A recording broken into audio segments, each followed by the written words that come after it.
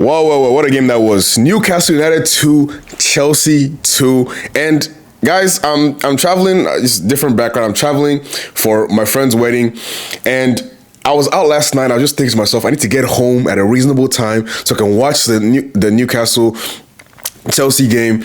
Hopefully it's not, anything boring. Hopefully it's not.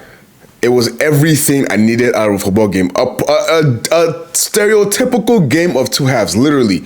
It felt like two different teams showed up in the first and the second halves. The first half was all Newcastle. Newcastle were on Chelsea, and I expected it because of what happened in the derby against Sunderland.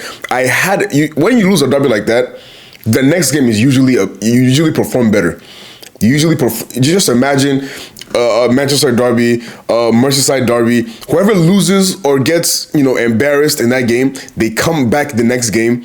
You don't want to play that team. And that's exactly how I felt about Newcastle in this game. I just had a feeling they would wake up, they would be aggressive, and they would go at Chelsea's throat from the get-go. That's exactly what they did. The goals from Nick Woltemade today, exceptional. The first goal, his ability to get in front of his defender, that's one of the advantages of being 6'9", it seems like.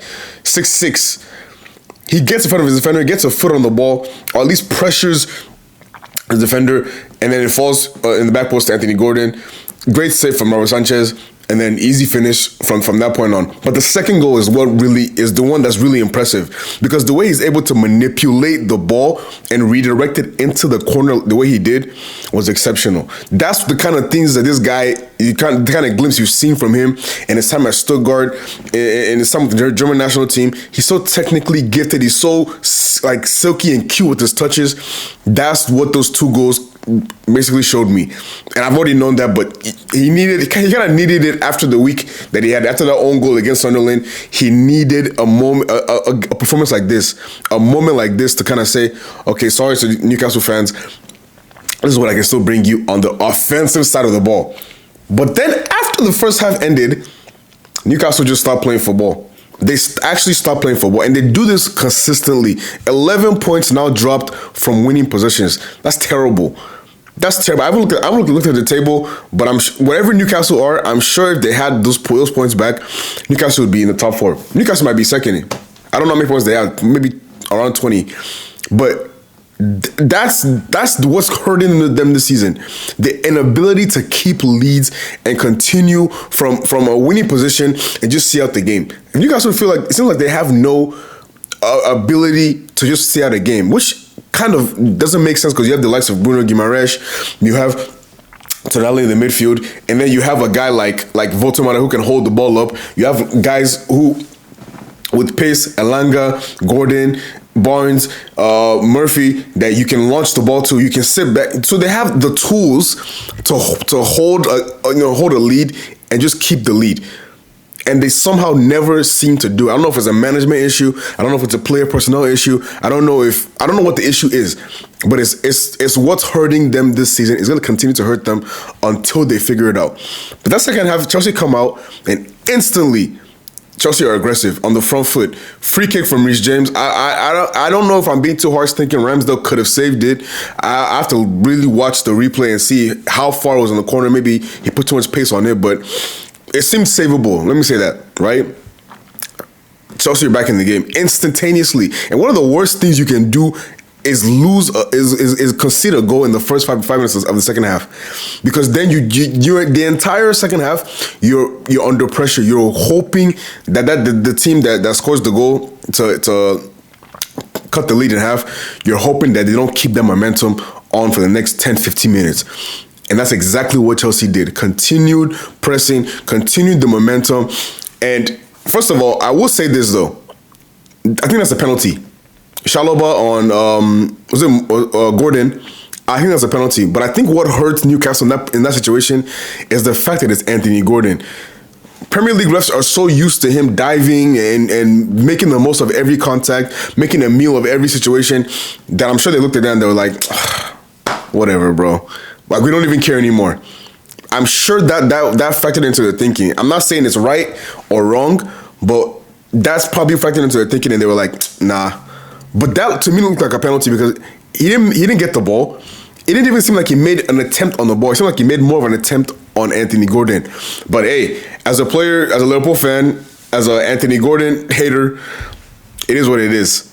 I'm going to remove my objective lens for a little bit and just say, but from a pure football fan standpoint, that to me is a penalty. And I'm shocked that it wasn't given, but it is what it is. The goal that Chelsea finally scored to equalize is kind of all the good things. We saw great distribution today from Ramsdale and Sanchez, but this was Sanchez, exceptional distribution. Isolating João Pedro with Malik Chow, that's a great. Initially, I was like, why is Malik Chow on the ground getting sunned like that? But then I watched it again. That little header that João Pedro has to basically redirect the entire movement of both players. Both of them are running down to the corner flag area, and he just heads the ball back, and he just throws Malik Chow off. He can't turn his body quick enough and then recover and get in position again. And then from that point on, it's a 1v1. João Pedro, who I've been critical of João Pedro all season. I've been saying he hasn't done enough. He's showing glimpses of what he was at Watford and Brighton. We need a little bit more from you. He finally, showed a little bit something in this game. And he showed not just the goal, but he actually generally showed more to his game in this match, which I'm happy for him. That was a very good performance from João Pedro. And he equalizes 2-2. We didn't really see much from Cole Palmer. I think Caicedo on the midfield was poor. Generally poor. Poor tackling. Poor fouls. Just... It's weird with him because some games you look like the best DM, one of the best midfielders in the world, and then other games you just like, how did this guy go for 100 million? It's such a jarring. I don't know if maybe it's his rashness, his decision making at times, but sometimes I watch him, I'm confused. I'm watching the same player from week to week, but today was not one of his better performances. I think when Enzo Fernandez came on the pitch, Chelsea looked better. They moved the ball better. Looked a little bit more fluid. I think Garnacho is the frustration that all United fans felt for the last couple of seasons has transferred to Chelsea fans, because every time you see Garnacho 1v1, you know it's going to be one or two things. He's going to sky the shot, he's going to cut in, he's going to get blocked. He creates no separation from his defenders. I don't understand how a winger, he probably has the worst separation in the Premier League of all wingers. He never gets a cross in. He never gets a shot on target. It's just always poor. And the shot that he gets on target is so tame at the near post. It's just poor again. Cole Palmer, nothing from him. He's still mentioned his injury, so you can't really be too harsh on Cole Palmer so far this season. But from a Chelsea perspective, that second half was incredible. Yes, you might say, okay, but where was this in the first half? But like I said, after the time where Derby last week against Sunderland, I always knew Newcastle were going to come out more aggressive. And going to Newcastle away is already a tough fixture. Made it even tougher by what happened last week and the manner that they lost that Derby. So I knew it was going to be a struggle for Chelsea in that first half. It was just a matter of, can we leave the first half 0-0, maybe even 1-0. 2-0 was the worst possible scenario, but they clawed it back instantaneously to start the second half. So it's a great second half performance from Chelsea. It's a great first half performance from from Newcastle. The draw is the fair result, but it doesn't really help either of these teams. Both these teams needed the win, and I think Newcastle needed it more. Chelsea can kind of accept that, okay, we went away to Newcastle, tough away ground. After a tough result for them last week, we can live with the result. But for Newcastle, this is a consistent story of their season. This keeps happening to them every single week, it seems like. Until they figure out a result, then this team is not gonna make Europe. Because you cannot continue dropping points from winning positions. It's the most unsustainable thing in football, along with scoring late winners every single week. So if Newcastle don't figure it out, they're cooked. And I think we saw an interesting thing that happened in this game, actually. Subbing off your entire front three at the same time, to me, is crazy. I don't understand the logic behind it, because I think you do it. If you're gonna sub them all off, you do it in phases. You do two guys at once, keep one guy in, and then bring in the third guy later on. Or you bring in one guy, phase him in, and then you bring in the two guys. I don't understand the logic behind subbing off Gordon. I think Gordon is probably still recovering from injury. Voltemada was anonymous in the second half. I understand that. And then Jacob Murphy wasn't really that poor, so I don't really understand why he had to come up, because when Elanga came on, he was even worse than Murphy. And that's kind of been the story of Elanga's career at Newcastle, worse than Murphy for the most part. So I understand Wissa coming on, coming back from injury. He scored in the midweek. You kind of wanted to get his minutes up, so I understand the substitution. But I don't understand the substitution, doing all of them at the same exact time. I think it kind of killed a lot of the Newcastle momentum, and you kind of saw in the last 20 minutes they weren't as they were also rattled. To be fair, they were rattled by